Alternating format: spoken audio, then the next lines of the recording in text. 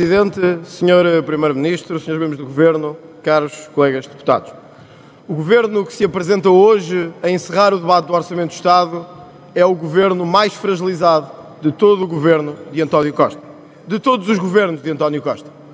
Afetado e profundamente desmobilizado pelos sucessivos casos de suspeitas e compadrio em torno de o Governo. Com casos que se arrastam no tempo e envergonham as instituições. Todos percebemos hoje porque é que o antigo Secretário de Estado, Miguel Alves, não está aqui na bancada do Governo. Não está aqui porque saiu depois de acusado, mas saiu quando todos já exigiam há muito tempo que tivesse saído. E só a teimosia deste Primeiro-Ministro, de não olhar para o país que lidera e para as instituições democráticas que tem que preservar, permitiu que este aprofundamento e este fosso aqui chegassem. Hoje temos um Governo fragilizado, porque acredita que está ou pode estar acima da lei e que a impunidade durará sempre. Mas nem a impunidade dura sempre, nem este Governo durará sempre. E eu suspeito e arrisco a dizer que este é o ano de início da queda do Governo de António Costa. Mas hoje é também um dia importante do Governo que se disse dialogante. Dialogante e sem o rolo compressor da maioria absoluta. O Chega apresentou 501 propostas de alteração ao Orçamento do Estado. 501. E todas sem exceção, foram chumbadas pelo Partido Socialista. O Partido Socialista aprovou propostas de todos os partidos, do PSD, da Iniciativa Liberal, do PCP, do Bloco de Esquerda, do LIVRE e do PAN. Não aprovou nossas e sabem que mais, meus senhores, ainda bem, porque nós somos a única oposição que têm neste Parlamento. Ainda bem. Hoje, Sr. Presidente, estamos a 25 de novembro. É um bom dia para iniciar o combate final contra um governo que durante anos foi dominado pela extrema-esquerda, encontrou agora 2 novos apêndices no LIVRE e no PAN e continua o seu percurso de destruição de Portugal. Hoje, a 25 de novembro, saudamos a memória daqueles que verdadeiramente lutaram pela democracia pluralista e eu gostava de à família e ao homem que foi Jaime Neves de lhe deixar esta homenagem sentida em Portugal.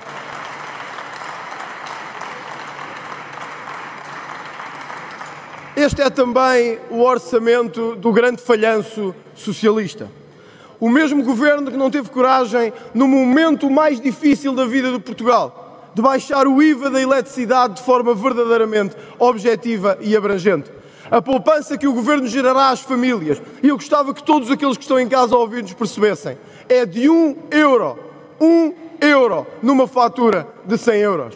1 euro é o que este governo aceitou de baixar o IVA. Mesmo quando o seu companheiro espanhol dizia que ia baixar o IVA, independentemente do que dissesse a Comissão Europeia. O governo de António Costa refugiou-se na Europa, depois refugiou-se no Parlamento e por fim entrincheirou-se na bancada do governo para dizer não baixamos o IVA da eletricidade. Mas é bonito ouvir a esquerda falar de pobreza energética, de aquecimento, do frio dos mais velhos no inverno, de quão difícil é que a guerra da Ucrânia está a gerar de aceder à energia, mas quando chega aqui verdadeiramente, quando chega ao momento de vos baixar a vocês os impostos que pagam em casa, entrincheira-se aqui, esconde-se e diz que não é nada connosco. Sr. Primeiro-Ministro, connosco não passarão nas mentiras que passam aos portugueses.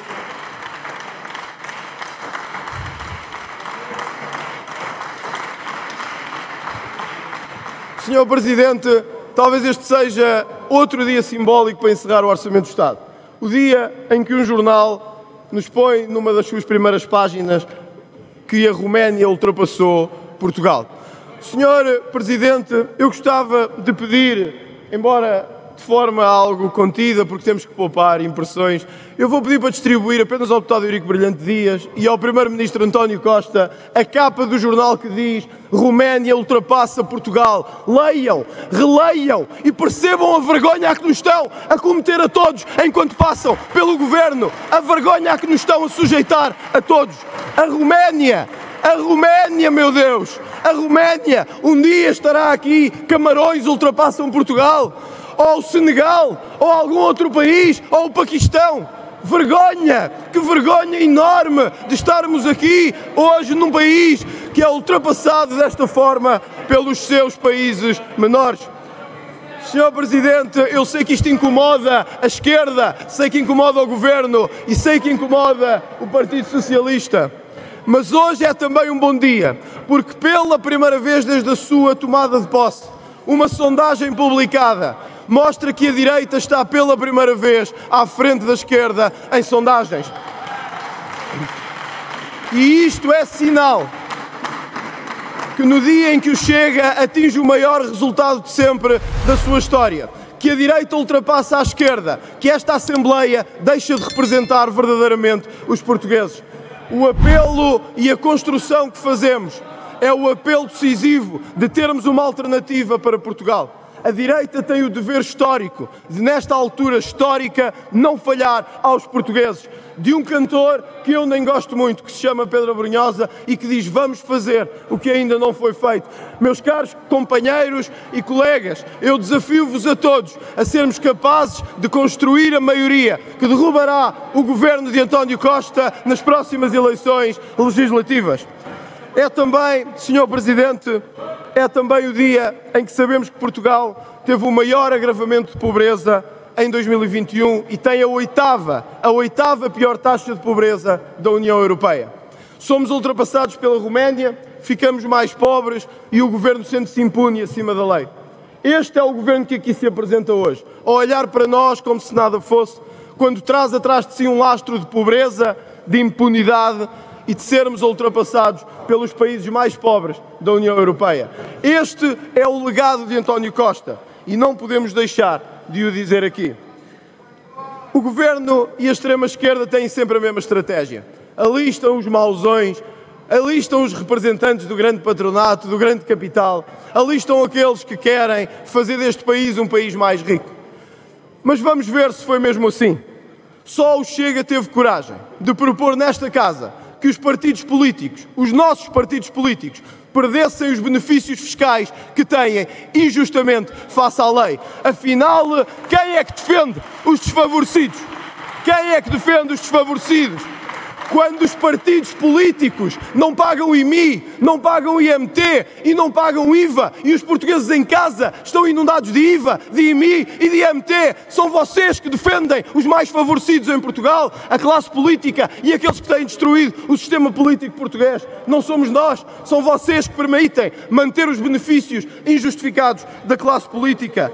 Hoje soubemos também que o Ministro da Cultura, a ver se passa incólume neste debate, vai devolver património às antigas colónias portuguesas. Mas que enorme vergonha que eu sinto hoje!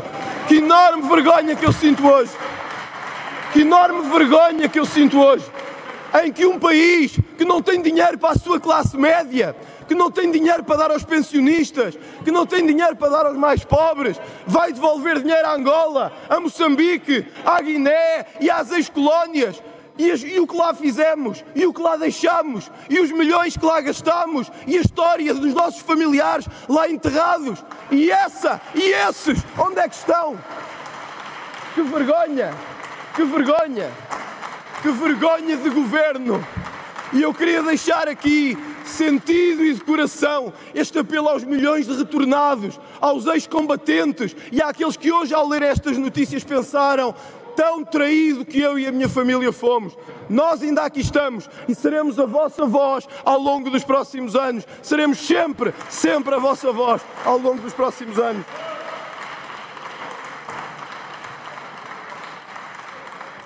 Durante anos pagámos resgates à banca, pagámos resgates a bancos e salvámos com milhões dos impostos dos portugueses a banca. Agora que milhões de famílias veem os seus créditos, a habitação aumentar, o Governo tem uma medida pífia de uma renegociação aos 40% da taxa de esforço. E muitos que estão em casa a ver-nos dizem: salvei bancos com os meus impostos, paguei milhões a salvar o Governo e os bancos, e agora que precisamos dos bancos, eles cobram-nos ainda mais e estamos mais atolados ainda do que estivemos. Ao fim deste debate de orçamento, perguntamos: quem afinal defende os poderosos e os privilegiados? Não, nós estamos ao lado daqueles que verdadeiramente trabalham, nunca estaremos ao lado dos que não querem fazer nada e dos que vivem à custa dos nossos impostos.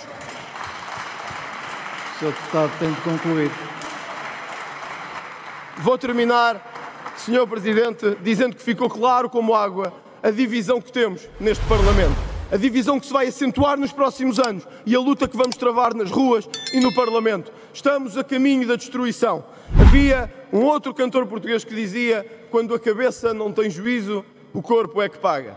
Para nossa total desgraça, quando António Costa não tem juízo, o povo é que paga. Muito obrigado.